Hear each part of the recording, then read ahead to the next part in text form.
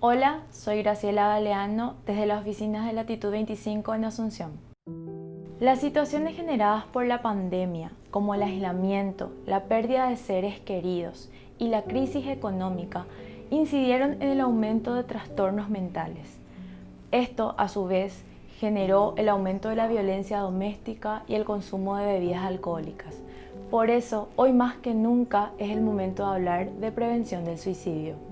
El suicidio, como cualquier otra condición, pongo ejemplo, una gripa, puede ser una condición temporal de crisis y no necesariamente una situación permanente en un individuo. Hay mucho estigma en torno a esto y se tiene mucho miedo de hablar acerca del suicidio o de la ideación suicida. Digamos que esta situación de salud que irrumpió, que apareció en Paraguay a inicios de marzo, generó una serie de síntomas y de trastornos o la aparición de algunos malestares que se pueden, digamos, resumir básicamente en tres. Por un lado, una angustia, miedo y estrés. Todos estos indicadores pueden hacer que las personas tomen decisiones drásticas.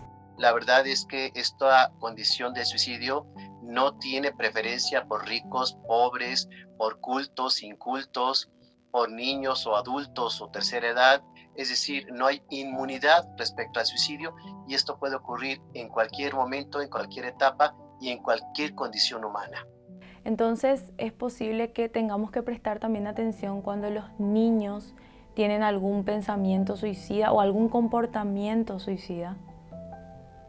Fíjate que sí, y qué bueno que me lo preguntas, porque fíjate, es una condición que me ha preocupado y ocupado mucho, porque yo como director del Instituto Hispanoamericano de Suicidología siempre hacemos estudios, investigaciones respecto a la vulnerabilidad de cierta población o de cierto lugar.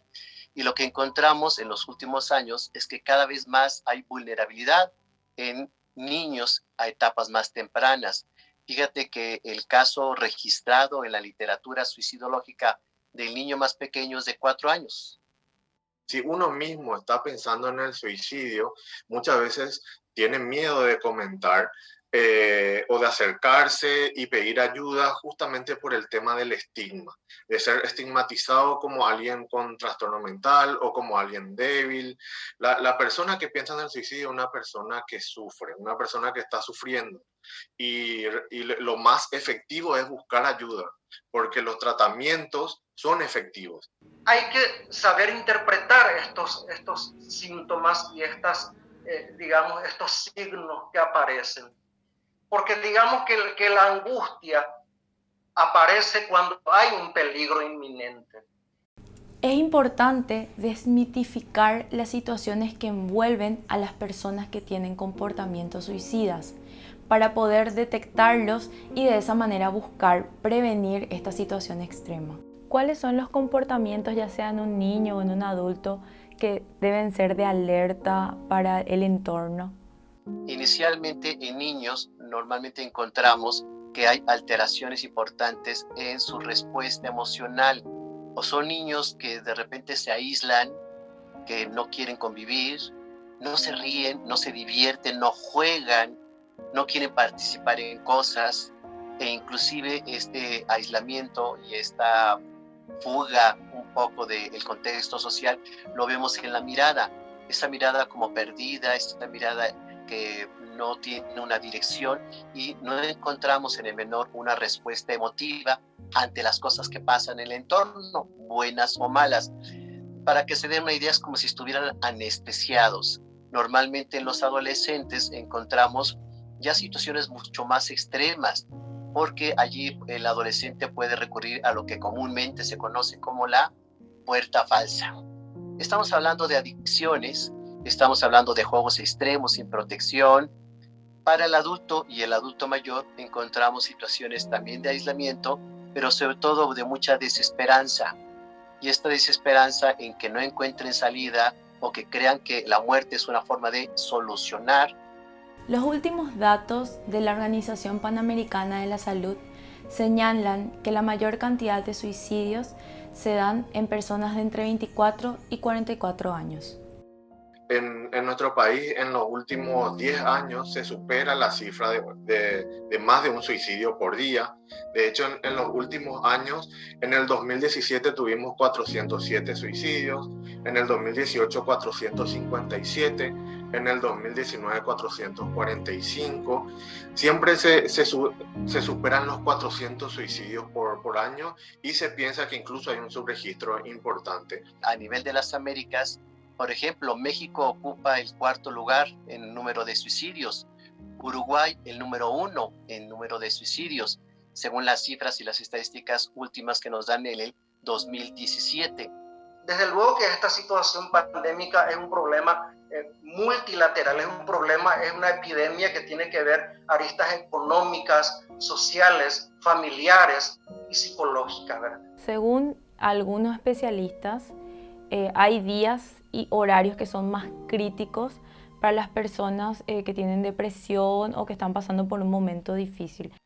Sí, encontramos normalmente año tras año que hay 2 temporadas críticas. La primera, efectivamente, en diciembre, hablamos de la depresión navideña o la depresión blanca, y esto se da a nivel mundial, en donde las emociones están muy efervescentes, y sobre todo situaciones críticas para algunas personas que durante el año no les fue bien, o condiciones de crisis económica, o como lo estamos viviendo y viendo hoy en día, situaciones de crisis de salud. Entonces, todo esto se suma para que la persona en diciembre se deprima con mayor frecuencia. Pero la intención suicida y el riesgo lo encontramos más en enero. Hay evidencia que nos dice que los momentos de mayor vulnerabilidad para cometer el suicidio están relacionados con la gran desesperanza que acompaña el inicio de la actividad. El inicio del semestre escolar o universitario, los días lunes y las primeras horas de la mañana. ¿Qué tipo de sentimientos o situaciones puede generar estas fiestas que están viniendo y el posible aislamiento que se tendría? Muchas familias perdieron a seres queridos. Eso significa que en esta época de fin de año, en la cual todos hacemos una evaluación en torno a esto que te dije, también existe la posibilidad de que no podamos compartir con algún ser querido que falleció a culpa del COVID. Entonces, tenemos que saber que hay un proceso de duelo natural y normal de aceptar la pérdida del ser querido, pero se sugiere que generalmente estas personas no estén solas. ¿Qué le podemos decir a las personas que están pasando por una situación crítica para evitar que tomen una decisión extrema? Siempre es recomendable el que la persona pueda identificar que esta situación por la que atraviesa, uno, es temporal. No va a ser permanente, ninguna crisis dura tanto tiempo. Segundo, siempre hay salida. Y aquí un tip que les quiero compartir y que siempre me gusta mucho que la gente lo tome en cuenta. Cuando estamos en una situación de depresión, de crisis o de riesgo suicida, tendemos a una visión en túnel. Es decir, solo vemos nuestro problema y no encontramos las salidas, las soluciones o respuestas al mismo. Es muy importante identificar las señales. Si una llegada a nosotros nos comenta directamente, nos hace comentarios del tipo: estoy pensando en quitarme la vida, me quiero suicidar, quiero dejar de sufrir. Entonces lo que tenemos que hacer es directamente hablarle acerca del tema, preguntarle por qué piensa eso, qué es lo que le está causando ese sufrimiento, dejarle que hable, que se descargue. El problema no está en hablarlo, el problema está en el miedo a enfrentar esa situación. Es necesario que podamos dar esa seguridad a las personas que nos rodean, de que sepan que si en algún momento nos necesitan, pueden hablar con nosotros abiertamente y nosotros podamos guiarles a buscar ayuda profesional.